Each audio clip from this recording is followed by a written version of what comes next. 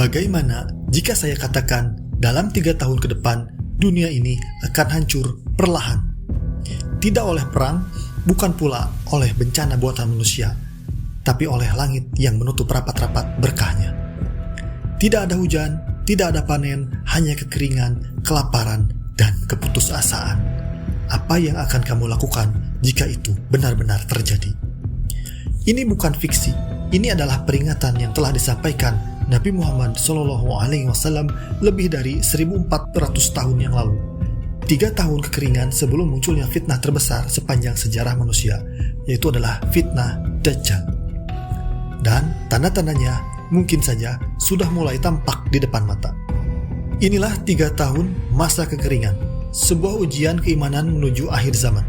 Di tahun pertama, langit mulai nampak muram, seolah enggan menurunkan berkahnya. Hujan yang biasa membasahi tanah hanya turun sepertiga dari biasanya.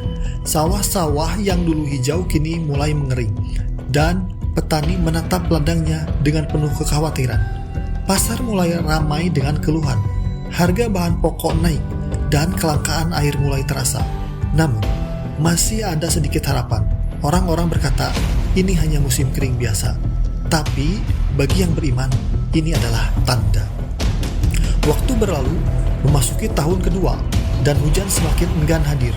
Kini, hanya sepertiga dunia yang masih bisa menikmati sisa-sisa air. Tanah-tanah retak, hutan berubah menjadi padang gersang, dan hewan-hewan kehilangan tempat berlindung. Kelaparan mulai melanda, ternak mati satu persatu, dan manusia mulai berjuang untuk bertahan hidup. Konflik kecil muncul, manusia berebut sumber daya yang kian menipis. Pada titik ini, ketakutan mulai merajalela. Apakah ini akhir? Tanya mereka, tapi tidak ada jawaban. Dan kemudian tahun ketiga pun tiba. Tahun terakhir di mana Dajjal akan datang setelahnya. Situasi dan keadaan semakin parah. Langit benar-benar tertutup. Tak ada setetes hujan pun yang turun. Tumbuhan mati total, hewan ternak lenyap, dan manusia hidup dalam bayang-bayang keputusasaan.